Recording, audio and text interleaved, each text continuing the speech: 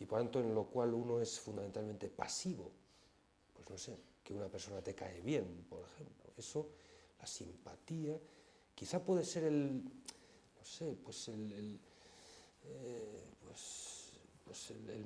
punto inicial, el viático, digamos, inicial de una amistad, pero la amistad fundamentalmente es una praxis, es una acción, no es una pasión, no es algo que te pasa, sino algo que tú haces, y haces en colaboración con otras personas. Y fundamentalmente esto, conversar, discutir. El hecho de que se haya confundido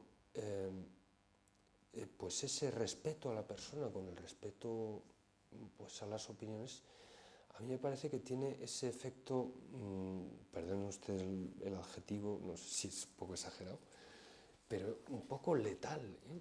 Pues porque en el fondo lo que hace es que cada vez discutamos menos. También puedo estar muy equivocado en esto, pero tengo la impresión de que cada vez se discute menos. Se debate mucho, eso sí, debates todos los que usted quiera, pero discusión, diálogo serio, hombre, por supuesto que los hay, ¿eh? Pero a veces hay que buscarlos con lupa, ¿eh? Bueno, no, los hay. Pero los hay en un ámbito que mi colega Alejandro Llano llama emulando un poco un concepto muy frecuentado por la fenomenología alemana, el Lebenswelt, el mundo de la vida. Digamos, en las relaciones personales más inmediatas de carácter ético. Pues entre los amigos, en la familia, con los colegas de profesión, con los vecinos, etc. Pero eso que llaman ahora el debate público, o el espacio público, o la publicidad razonante que diría Habermas y toda esta gente, a mí me parece que ahí no se discute en serio. Los debates que aparecen en la televisión, en la radio y tal, pues teóricamente sí, son debates y a lo mejor son muy serios, porque quizá los temas que se tratan son temas serios. Pero te das cuenta, hay excepciones naturalmente, pero en la mayor parte de los casos, al menos lo que me llega a mí, lo que ves es que la gente llega allí, cada uno suelta su rollo, que se lleva más o menos aprendido, sin escuchar para nada lo que dice el interlocutor, y en todo caso, pues a lo mejor teniendo un par de lemas pancarteros o de etiquetitas retóricas eficaces, ¿verdad? Pues por si ve uno que su posición es más o menos acechada por la del interlocutor y tal. Pero ves que los argumentos no llegan propiamente a confrontarse unos con otros. Una discusión seria, pues mire usted, no, lo importante no es que usted sea progre o lo contrario, sino qué dice usted y por qué dice usted lo que dice. Lo importante no es quién lo diga, sino qué se dice y qué pruebas, qué argumentaciones, qué comprobaciones aduce usted para mostrar que... Y vamos a poner en la balanza los argumentos de uno y a ver cuáles pesan más, retórica y sobre todo lógicamente. Eso es una discusión seria. A eso cada vez llegamos menos. Hoy en día quien es capaz de hacerse eficazmente con la etiqueta de progresista, quizá hace años fue la etiqueta contraria, me importa muy poco cuál sea, pero desde luego hoy en día el que se hace eficazmente con esa etiquetita ya prácticamente no tiene que argumentar nada más. Ya está consagrado en virtud, en valores y en la verdad tal. Mire usted, uno puede pensar, a lo mejor cuando digo estas cosas, pues en lo que se ve en el Parlamento y tal, que eso es prototípico de lo que estoy diciendo, ¿no? Pero creo que en muchos entornos del llamado espacio público es así, de tal manera que es un diálogo un poco de sordos, no sé, en el cual además, hombre, formalmente, desde luego se respetan unas formas, pues el turno de palabra, el minutaje, ¿verdad? Han visto ustedes en el Parlamento cómo se enciende la lucecita roja cuando pasa el tal. Incluso hace años había una señora que mandaba allí, no sé si antes o después del famoso del manda huevos, ¿no? Eso es de las cosas más cuerdas que se han dicho en esa santa casa. Bueno, no, alguna otra se ha dicho. Pues no sé, hubo una señora que mandaba allí, antes o después de este caballero, que además, en cuanto que pasaba un segundo ya del minutaje, le encendía la luz, o sea, que le cortaba el fluido por lo sano, lo dejaba con la palabra media, o sea, era una cosa verdaderamente... Bueno, a lo mejor eso le da una cierta seriedad también, pues oye usted, que haya un turno de palabra y un minutaje, y que efectivamente en la misma mesa se sienten, pues mire usted, pues todas las, o casi todas las posturas, pero todo eso son formalidades, sí. Si no nos escuchamos, si no discutimos, si no confrontamos, por supuesto, como no puede ser menos entre amigos, respetuosamente, pero confrontamos nuestras ideas. Quien está convencido de que algo es verdad, oiga usted, está convencido de que la postura contraria no es verdadera, o por lo menos no lo es tanto. Esto es un peaje de la lógica. Por tanto, eso de que, oiga usted, yo respeto todas las teorías, lo que significa es que usted no piensa, o no. Usted respete a todas las personas, y respete la libertad que tiene toda persona para pensar y expresar lo que honradamente le parezca mejor. Eso, desde luego. Pero no nos confundamos, porque entonces no hay discusión significativa. Y si no hay discusión significativa, no hay ni democracia, puede haber apariencia de eso, pero en el fondo lo que hay es demagogia, hay un solo discursito.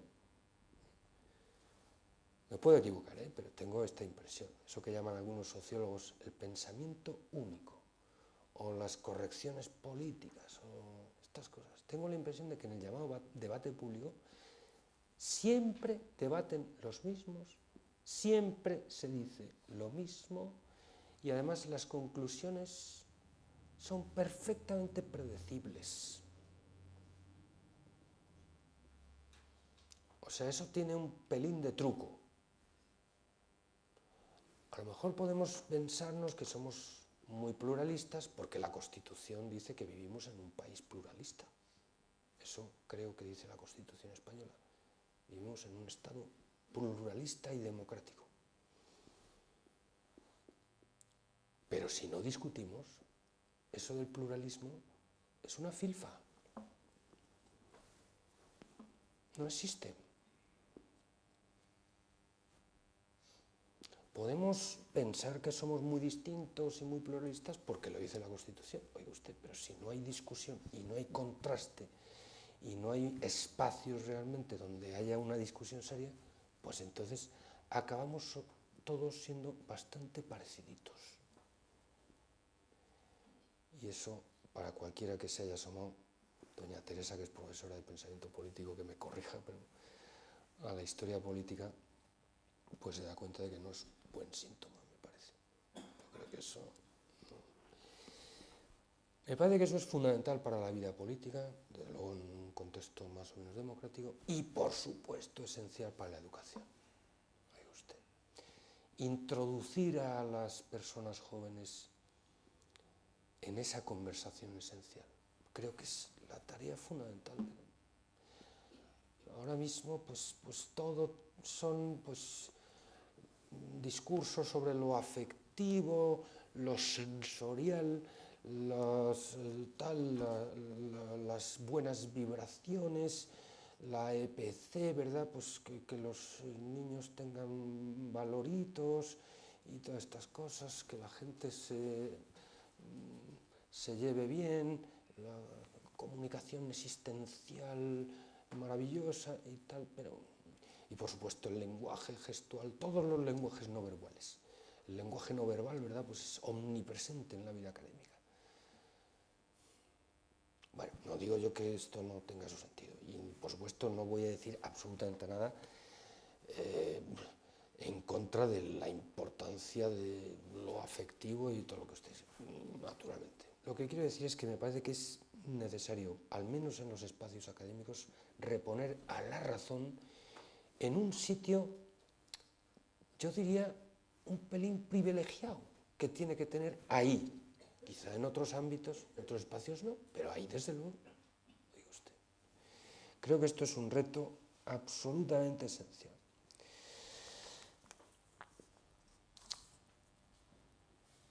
Ahora se habla mucho de crisis de autoridad. Dios mío.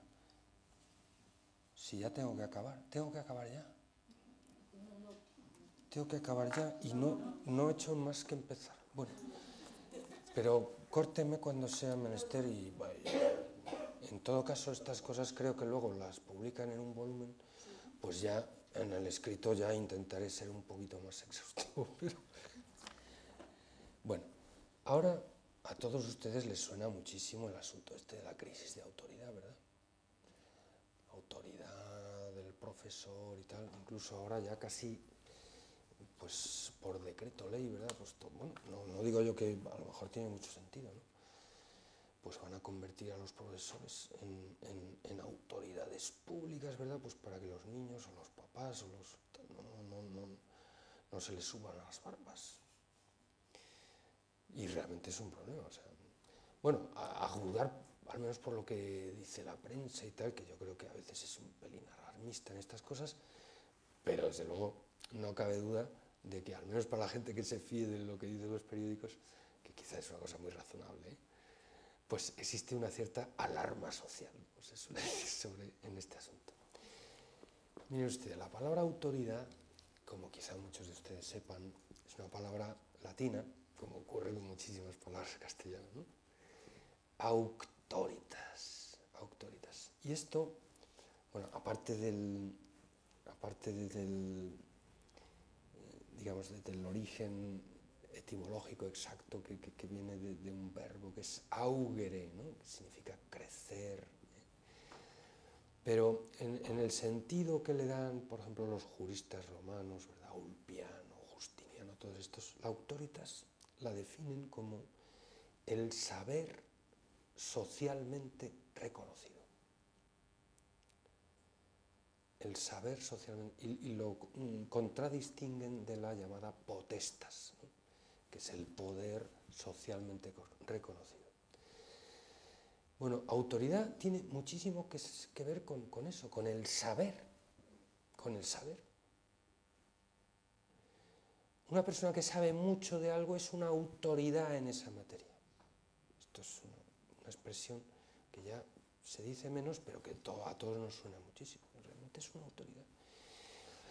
Nos hemos dedicado durante más de 30 años en el gremio de la pedagogía, ahí el nos me incluye a mí, bueno, porque yo estoy en ese gremio, aunque no estoy para nada de acuerdo con esto. Nos hemos dedicado en ese gremio a ningunear la tarea de los maestros, que fundamentalmente es enseñar lo que saben. La gente que se dedica a esa profesión normalmente se dedica a eso porque les gusta enseñar lo que saben. Hoy en día, leyes educativas completamente descerebradas le exigen a los maestros que hagan de todo menos eso. Estoy exagerando un poco, pero no mucho, ¿eh? Los maestros tienen que hacer de policías, de sargentos, de bomberos, de enfermeros, de animadores socioculturales, de padres sustitutos o de abuelos en su caso. De todo menos, oiga usted, de socorristas, bueno, digo yo, y es evidente que desde luego también la vocación de educador pues incluye estar dispuesto a casi todo, ¿eh? Y eso lo saben muy bien los papás, que son los principales educadores. Bueno, pues es verdad que... Pero diga usted, dejar a los maestros que cumplan su labor, que es enseñar. No digo yo, pues que no tengan que hacer otras cosas, desde luego, pero que las leyes educativas estén diseñadas fundamentalmente para ningunear esa tarea esencial del maestro, porque nadie tiene nada que enseñar, nadie tiene autoridad. Oiga usted, ¿quién es usted para ponerse encima de una tarima? Bueno, la verdad es que lo de la tarima a mí me da absolutamente igual. Bueno, aquí porque hay tarima ya está, pero ya me entienden ustedes, ¿no? Toda esta especie de la lección magistral y tal, todo tiene que ser pues con dibujitos y PowerPoint y tal, cosa que puede estar muy bien, ¿eh? Yo no digo nada, vamos. Pero también es un pelín ingenuo, no sé cómo lo verán ustedes, pero en mi opinión es un pelín ingenuo pensar que la calidad y la innovación, todas estas cosas con las que tanto se les llenan la boca a los políticos, sobre todo en el Ministerio de Educación, pues fundamentalmente estriba en que pongamos aparatitos de esos en todas las aulas, cosa que está muy bien, seguro, ¿eh? Pero que nos olvidemos de lo esencial. Y lo esencial, todo el mundo que está colgado de la tiza sabe perfectamente lo que es. Y es que los maestros enseñen. Primero, que se les deje estudiar, que se les deje preparar bien sus clases, que se les deje atender a los alumnos y que no se les tenga todo el día redactando papeles, informes, diseños o adaptaciones curriculares, como se dice con la LOPS y tal, programas, cronografías o cronogramas verdaderamente descerebrados que luego, esto sí que tengo experiencia, jamás va a leer nadie.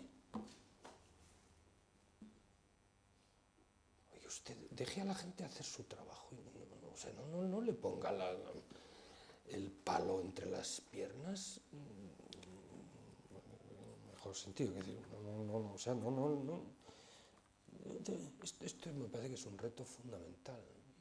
O sea, la innovación y la calidad, decía antes, a mí me parece que no estriba tanto en los medios tecnológicos, sobre todo lo que estriba, y especialmente en la universidad, eso es clarísimo, es en que la gente tenga ideas nuevas. Y eso se consigue estudiando, no poniendo PowerPoint, cosa que puede estar muy bien, pero de verdad que esto que les digo puede parecer una cosa de perogrullo, pero no pueden ustedes hacerse idea hasta qué punto esto está confundido en la universidad. O sea, hay mucha gente en la universidad que está ya con esa política que se ha demostrado completamente demencial en los otros niveles educativos, ¿no? Pues ahora también en la universidad ya cada vez tenemos menos tiempo para estudiar, todo el tiempo casi dedicado a rellenar papelacos burocráticos por enésima vez los mismos papeles y bueno, hacer cosas que... Bueno, yo tiendo un poco a la exageración y ya me perdonarán ustedes pero en toda caricatura hay algo de exageración, lógicamente, pero también hay un punto de... Me gustaría que se quedaran con el punto ese, no con la exageración. Creo que el problema que digo de la crisis de autoridad es esto, es que ahora mismo el que una persona sepa mucho, en muchos sectores de nuestro espacio sociocultural, es que da risa. Esto lo expresa maravillosamente bien un tal Steiner, George Steiner, en un libro maravilloso que quizá hayan leído algunos de ustedes, que se llama Lecciones de los Maestros. Se publicó en el 2004. Les voy a leer una cita brevísima, la única que voy a de este señor. Fíjense, hablando de una cosa que él llama la era de la irreverencia. Según él estamos en un momento que él caracteriza así como era de la irreverencia. Dice, la admiración y mucho más la veneración se ha quedado anticuada, dice Steiner. Somos adictos a la envidia, a la denigración, a la nivelación por abajo. Nuestros ídolos tienen que exhibir cabeza de barro. Cuando se eleva el incienso se hace ante atletas, estrellas del pop, los locos del dinero o los reyes del crimen. La celebridad, al saturar nuestra existencia mediática, es lo contrario de la fama. Que millones de personas lleven camisetas con el número del dios del fútbol o luzcan el peinado del cantante de moda es lo contrario del discipulado. En correspondencia, la idea del sabio roza lo risible. Hay una conciencia populista e igualitaria. El ejercicio de la veneración está revirtiendo a sus lejanos orígenes en la esfera religiosa y ritual. En la totalidad de las relaciones prosaicas, seculares, la nota dominante, a menudo tonificantemente americana, es la de una desafiante impertinencia. Los monumentos intelectuales que no envejecen, quizá incluso nuestro cerebro, están cubiertos de grafiti. Dice. Realmente es una forma un poco, quizá demasiado plástica de expresar esto de la irreverencia, ¿no? Pero creo que clarísimo, ¿no? El problema es que desde hace tiempo, con las leyes, y no estoy hablando solo de la última, estoy hablando también de la penúltima y de la antepenúltima. Esto no es un problema de la LOE, esto es un problema que tiene ya, al menos en España, más de 30 años. Han convertido la escuela, no digo yo en enemiga del conocimiento, pero casi. Y han convertido a los maestros, pues en unos agentes interactivos, catalizadores de interacciones más o menos,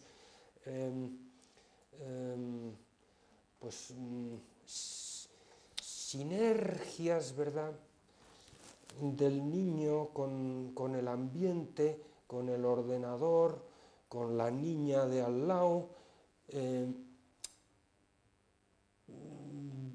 conocimiento, pues hay que construirlo. Esto es otro de los viejos tópicos de la LOCSE, el constructivismo, ¿no?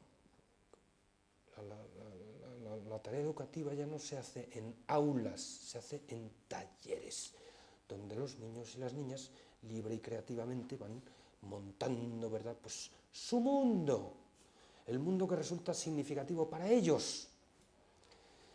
Y el maestro lo que tiene que hacer es sencillamente, pues eso, catalizar una serie de sinergias en las cuales, ¿verdad?, pues los niños se ven motivados, ¿verdad?, pues a construir ha convertido en una fábrica de autistas funcionales. La mayor parte de la gente que ha padecido la LOE o la LOCSE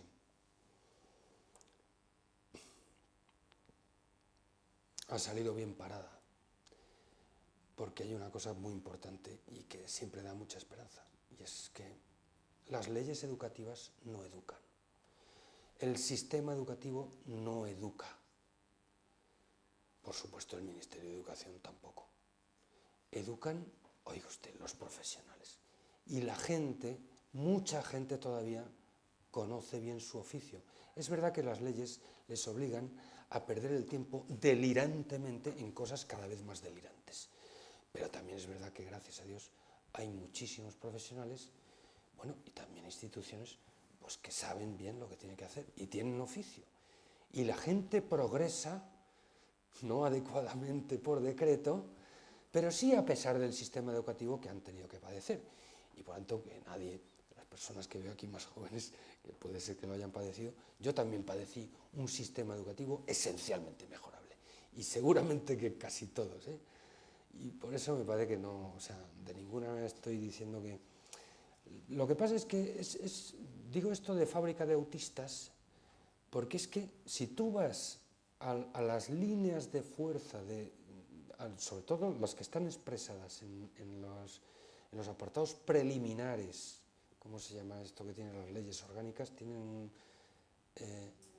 una exposición de motivos, la parte, digamos así, fundamental, pues claro, y uno lee, no ya entre líneas, sino explícitamente, pues uno se da cuenta de que está, en la mayor parte de los casos, diseñado por gente o que no tiene hijos o que se ha olvidado de que los tiene, o que están pensando en, bueno, pues en el niño ideal, o sea, en el retrato robot del niño. Hay una diferencia esencial entre el sistema educativo y los educadores que conocen su oficio. Es decir, los padres que quieren educar, claro, y los profesionales de la educación. Y es que mientras que estos últimos piensan en la gente concreta a la que tiene que ayudar, pues los otros están pensando en clave de cambio social, de hacer valer la ideología del género o la igualdad de no sé qué. Esa es una diferencia no pequeña. Y efectivamente vas a esas leyes y te das cuenta de que están pensadas en esas categorías sociológicas, que no digo yo que no haya que pensar en ellas. Lo que digo es que mi impresión, puedo estar equivocado, es que quienes han redactado esas leyes no tenían otra referencia que eso. No han visto un niño ni en pintura, entre otras cosas porque se han descolgado de la tiza desde hace más de 20 años. Y por eso, efectivamente, así se pueden decir las cosas que dicen. A mí me parece que este es un reto,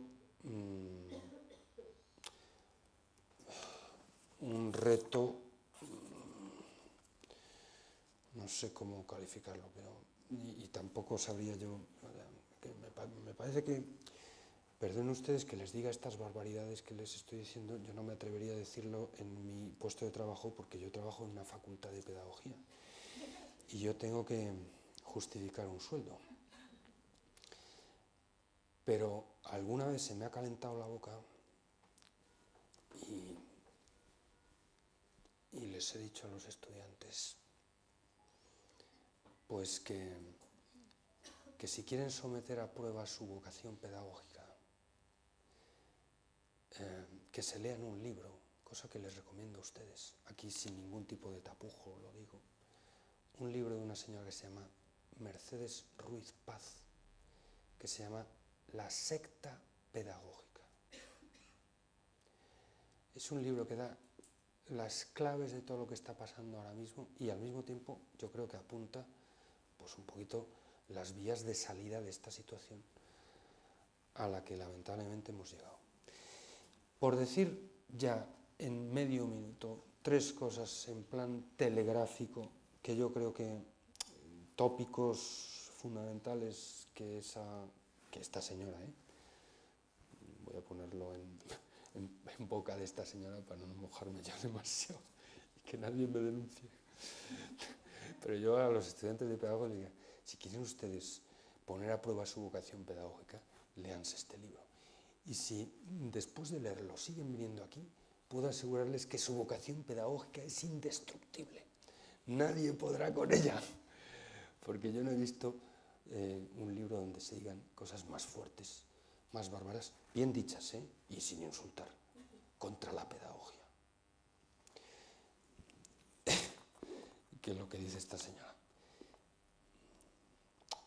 A mí me parece que hay que superar fundamentalmente 2 prejuicios que esta señora llama secta pedagógica ha inculcado en el gremio pedagógico español. Primero, la finalidad esencial del sistema educativo no es que los niños sepan cosas, sino que sean buenas personas, que tengan valores,